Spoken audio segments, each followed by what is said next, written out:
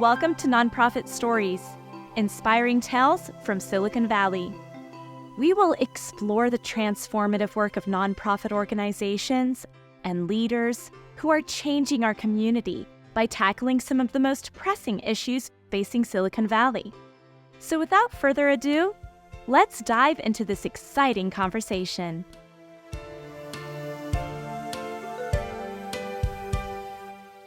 Today, we welcome Angeli Donzenti and Sean Pierce of San Jose Police Department. Their mission is to help state and local law enforcement agencies develop an effective response to technology-facilitated child sexual exploitation and internet crimes against children. In today's digital era, the issue of child pornography continues to escalate at an alarming rate. As we confront over 45,000 reported cases, it's clear that this represents only a fraction of a much larger crisis. The internet has become a hotbed for child grooming, with 30% of such interactions leading to abuse. The dark web intensifies the problem, with 80% of its traffic linked to illegal activities, including the circulation of child exploitation content. These figures are a stark reminder of the need for immediate action to safeguard children everywhere. Hi, Pauline. Hello. So tell us a little bit about yourself. My name's Pauline Stewart. I'm a mother of 2 teenage boys. I work in the school district working with special needs children in Morgan Hill. So why have you chosen to volunteer your time with us today? Last February 2022, I lost my son Ryan to this extortion scam. It devastated our family, and both me and my husband knew after this happened that we needed to do anything that possible to make sure that no other family suffered the same thing that we did. So tell us about your son, Ryan. Ryan was a 17-year-old senior at Ann Sobrado High School. He was a straight-A student, the chapter secretary for the Future Farmers of America, working on his Eagle Scout project, and he was a second-degree black belt. He had a small group of friends that he was very tight with, and they did a lot of things together. We just came back from a tour of Washington State University, and he decided, we looked at other colleges, we looked at UCLA, UC San Diego, and all that, and he had his heart set on Washington State University. He wanted to study agricultural biotechnology. He made it into the honors program there, and he had his heart set on helping people through his career. And he combined his love of the Future Farmers of America, where he raised animals, and he wanted to continue on in studying and working with agriculture. Tell us about the relationship between Ryan, you, and your family. We were a very close-knit family. We would travel to Oregon. My husband is from Germany. We would go to Germany. We did a lot of things together. My son, both my sons were best friends. You know, they grew up, people would ask they were twins because they did everything together. They were both part of karate, did the second degree together. They're both part of the FFA. They were just very close. The week before this happened, we had went down and toured multiple colleges, and he was just so excited the fact that he was going. And I mean, we were close enough that he would actually say, "Mom, I like this girl. What should I do?" And he included his brother, the things that he did with his friends. We were a family that did lots of things together. And I could easily tell when he was upset.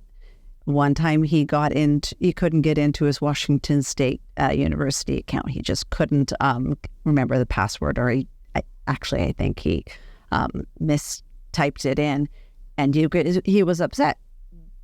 And you could easily tell. I'm like, "What's wrong?" And he's like, "I'm tired."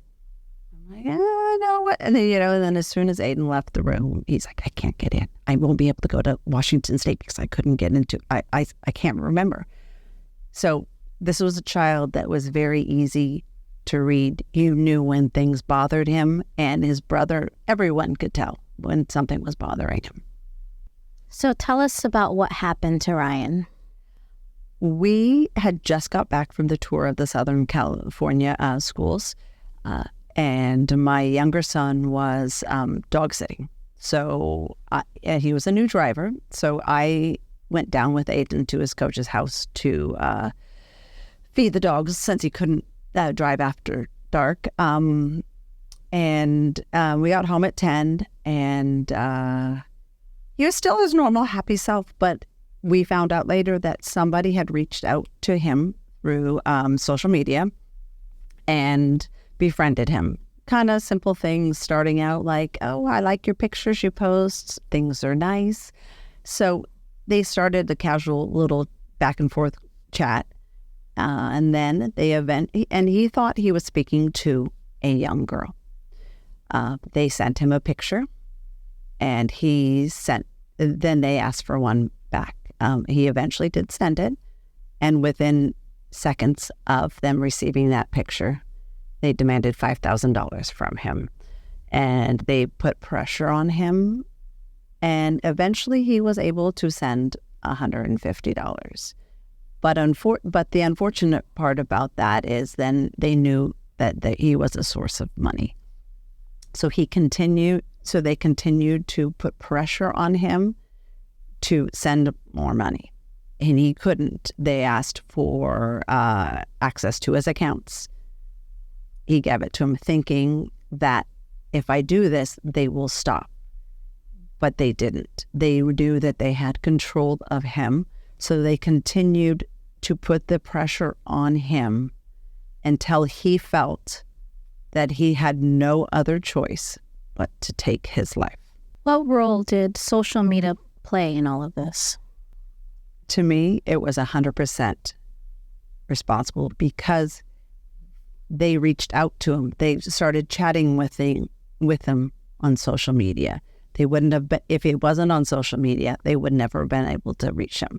Then also, they used social media as a threat to him for, if you don't pay us, if you don't do this, we will post your pictures that you sent to your friends and family and contacts on your social media. So if social media wasn't there, none of this would have happened. So were there, or what are some of the warning signs? In our case with Ryan, there were no signs. 6 o'clock, we had normal family dinner. We left. Me and Aiden left to go take care of the dogs. When we came back, he was 10 p.m., brushed teeth, everything. He was his normal, happy, smiley self. By 2 o'clock in the morning, it was too late. This, from start to finish, was 8 hours long. We had no signs because most of it happened after we went to bed. But it was so short that we did not see any signs for this. What did you wish you knew? I wish I knew about these type of scams.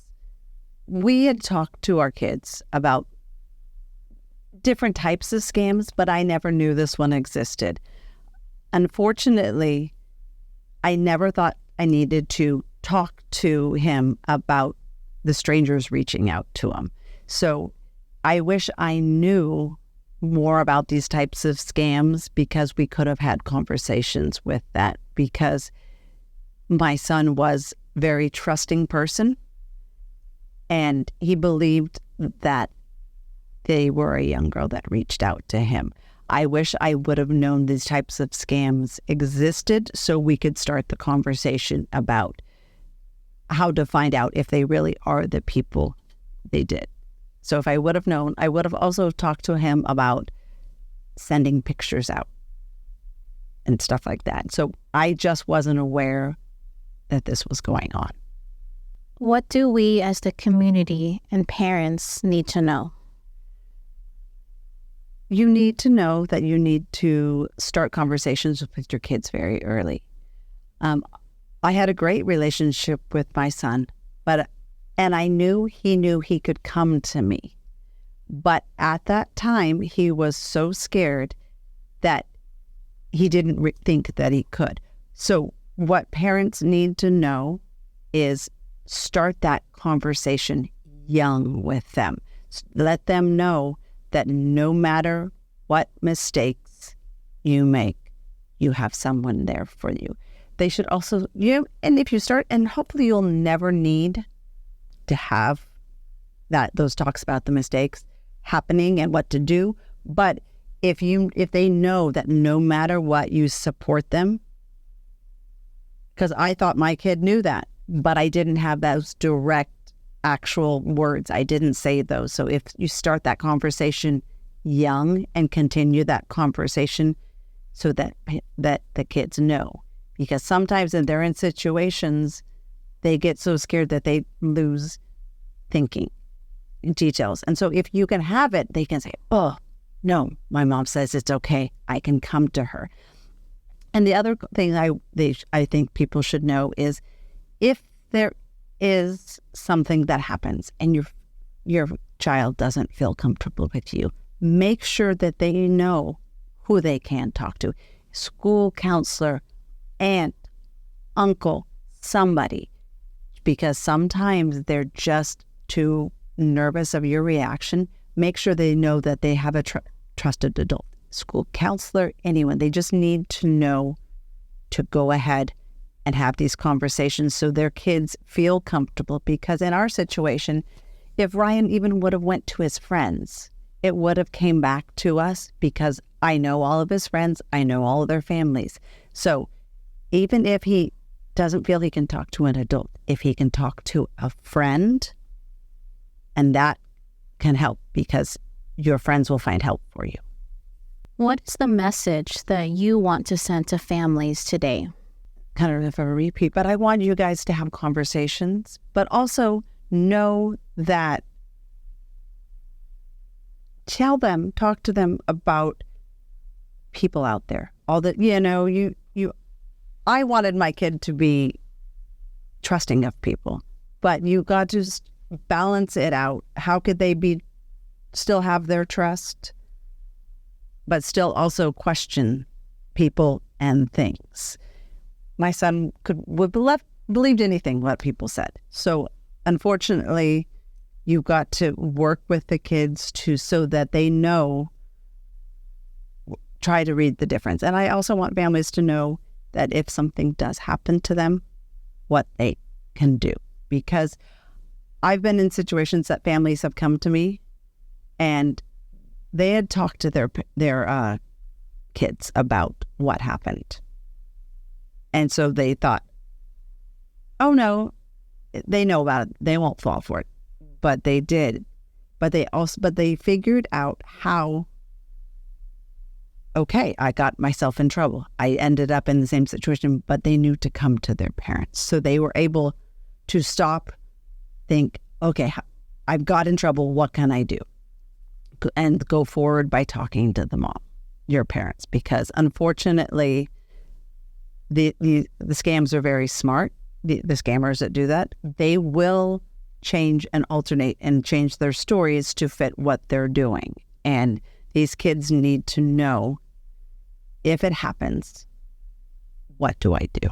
Should parents be on the social media applications that their children are on as well? Yeah. They should. They need to know. I mean, when this happened to us, we were asked about his post. And honestly, the last post that Ryan made was a picture of his Future Farmers of America team. These are the best officers to work with. They are simple. And I saw that. So those are the things, I'm like, when it came up, I was confused because I see his posts. They're very simple and but so you need to be on all the applications that your kids are on so you can look and you can see.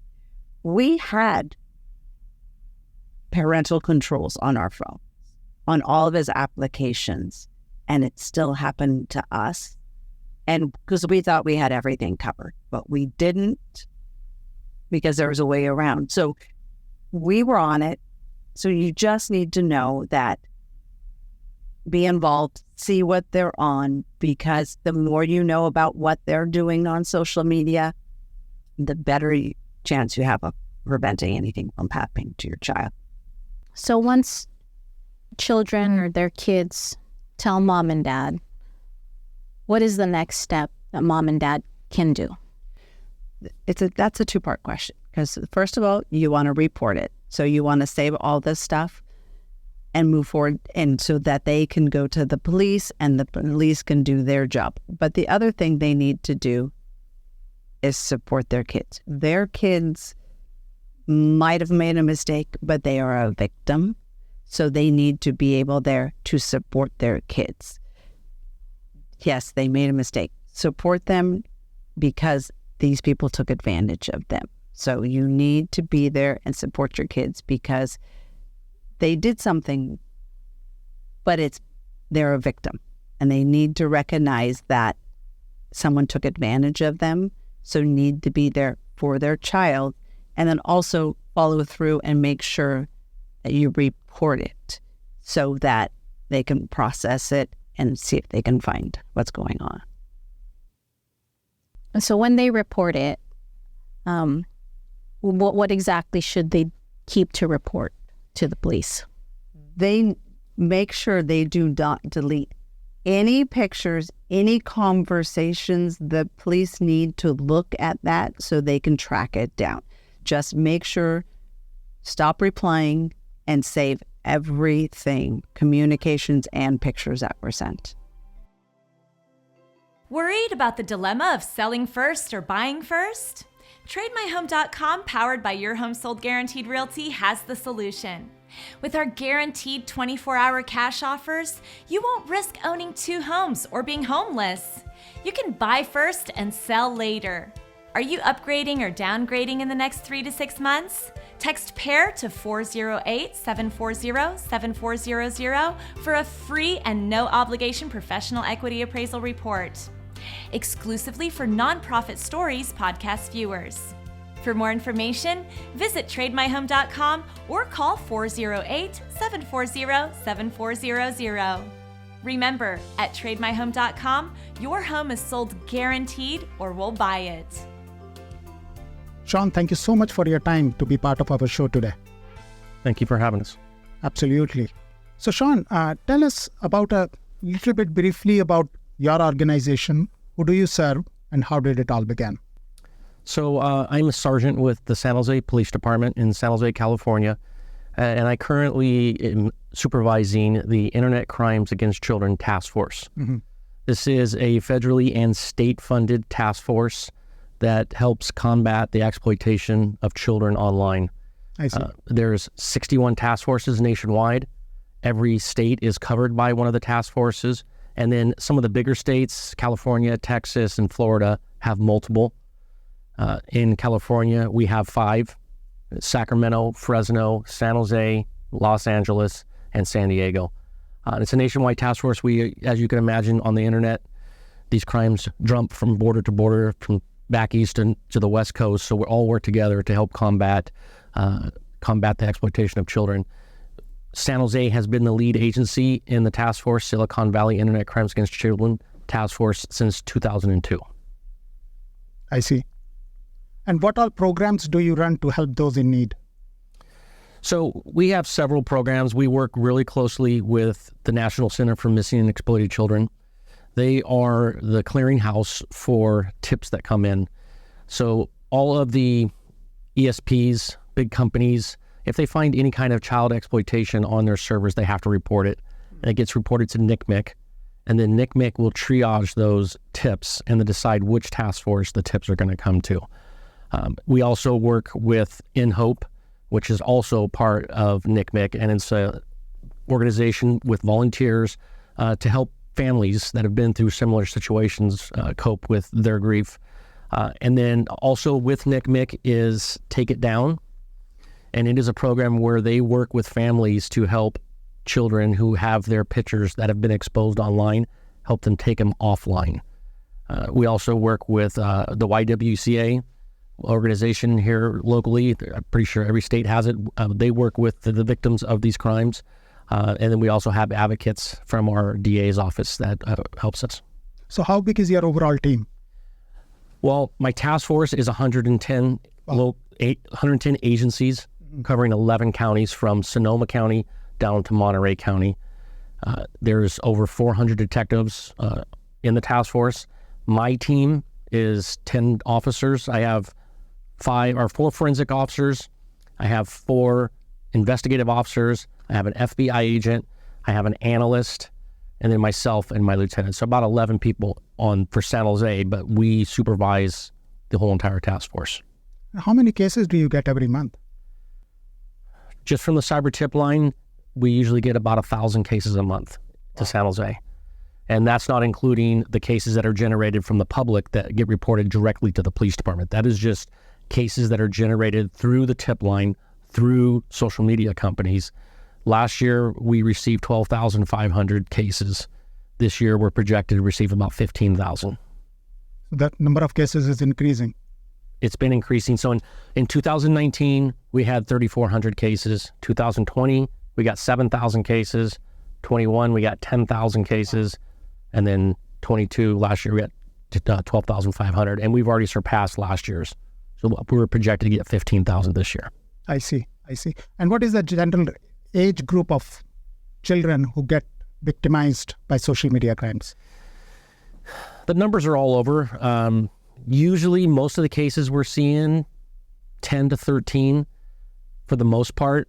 There is older kids that up to just before they're 18, but we are starting to see a disturbing trend with children that are very young, all the way down to the ages of 4 and 5, 6 years old, because they have, like, for instance, Roblox. Roblox is a social media app that is only used or mostly used by young children, and the predators are starting to infiltrate Roblox as well. So we are starting to see the age go down to really young kids. But for the most part, I would say either 9 to 13 or 10 to 13 is the most. Share a story with us where your organization has made a difference in someone's life. Yeah, so in February of 2022, unfortunately in the city of San Jose, we had a young man named Ryan Last who took his life. And my organization, all suicides go to the homicide unit. And they started investigating the homicide unit, but then they started seeing some signs that there might have been a little bit of extortion going on. So 3 days after it happened, I was introduced to Pauline Stewart, and my organization took over the case. And we worked the case it happened February 26th of 2022. We worked the case all year. Last year, at the end of the year, I think it was November of 2022, we developed a suspect, and we were able to make an arrest on that suspect. And that suspect was in jail, and he was charged. And then about 2 weeks ago, he was finally convicted and sentenced to prison. After this happened, in between, while we were still working the case, I brought up to Pauline the idea of sometime in the future joining our organization to help us get the message out. Right. I didn't think, it was a little early, and I knew it was a little early, but she didn't think it was too little early. So as soon as I brought up the topic to her, she decided that she wanted to do it right now. So she joined our team. I see. She travels with us. We have a program called the Vigilant Parent Initiative, and it's a program that was developed by my predecessor and my analysts, Angeli Donzante and Captain Brian Spears. And it's a program for parents, because we knew that we're always doing messaging to kids, and we're always talking to kids, and we're doing Internet Safety Day at school and kids, but no one was doing anything with the parents. Right. And we found that a lot of parents, even if they worked in the industry, a lot of parents weren't very savvy when it comes to apps. They don't know how to use apps. They don't really know all the apps that are out there. So the program is an interactive program that was developed where we go to schools with parents, and we have iPads, and instead of just giving them a PowerPoint and talking to them, it's interactive. They get to go on the iPads, they get to scroll through them, they get to go inside the apps, and then we teach them the dangers of the internet and how to protect their kids on the internet. Pauline's role in that is she now comes with us. We recorded a PSA with her So on the times that she cannot go with us, we play the PSA at the end of the presentation. And then the times that she can, she comes at the end of the presentation and she gives her story. And we've noticed a big difference. I come in there and I watch sometimes, and we're up there talking as adults and we're just doing a PowerPoint, we're talking to them. But as soon as they see Pauline walk in the room, because we don't tell them, as soon as they see her walk in the room, they know what's going to happen. So it just, I think it just makes the story real. I could sit there and talk to you all day long, but when you have someone that's really been through it, it makes it a lot better. So she started doing that with us, and then that has developed into us traveling a lot. We travel all over the country and give presentations at the national conference, ICAC. We have a national conference every year, and she gave a presentation there in June. And then we just got back from Dallas. They have a conference there, and we flew out there and did the presentation. And next we're going to Minnesota.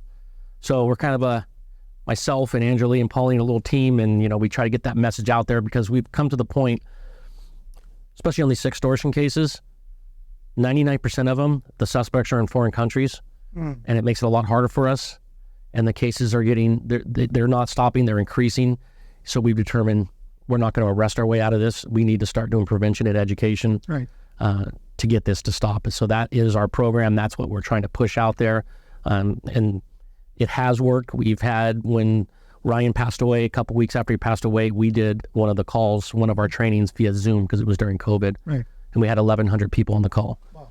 And our message was just tell somebody. Tell anybody, teacher, friend, your parents. If you don't want to tell your parents, tell somebody. And we've had success stories since then where parents have called us and said, I was on that call, and I went home and I told my son, and he still he still became a victim. But he came to me because we'd talked about telling somebody. And so now he felt comfortable. So we've had several stories like that. And that's all we're trying to do is, obviously, if we can get young men to prevent them from sending stuff out like that, that's kind of hard. So our next step is just making sure they understand it's just a picture. Tell somebody, you can work your way out of it. And what is your personal passion behind serving the organization? So I've been a police officer for 27 years. I got involved in ICAC early on in my career in 2002. And I had one of my cases where I had 17 victims, and the suspect went to trial and was convicted, and he was sentenced to 200 years. And that just kind of set me off on my journey. My boss back then kind of took me under his wing, taught me everything he knew, and they're just very satisfying cases. They're terrible cases to work, but the outcome is very satisfying. Right. What advice will you give to the community who you serve? The biggest advice I would give is several of them. One is know what devices or what apps your children are using. Do research on them. If your child has TikTok, get your own TikTok account so you know what's going on. If they have Snapchat, get a Snapchat account. If they're young, if you're going to give your child a phone and they're 8 years old,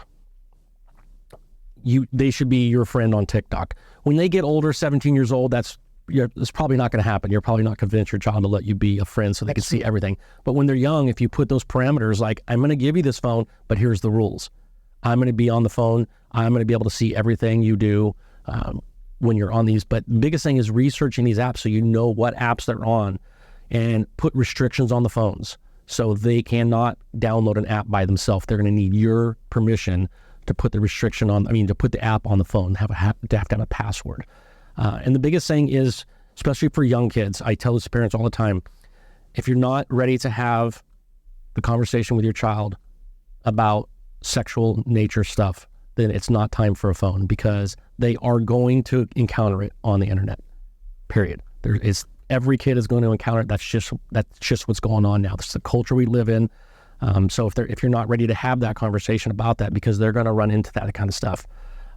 And lastly is make sure they understand that if something does happen to them, they know where to go. Tell somebody. That is our biggest message out there is tell somebody. If it happens to you, tell somebody, because somebody in your friend group or your family or your school. Somebody is going to report it. We have a lot of cases that we get that are reported by third parties, and usually it's a friend, where several friends find out, but there's always that one friend that says, this isn't right. I'm going to tell somebody. So that's how a lot of cases are reported. And what are some challenges your organization face while resolving some of these cases?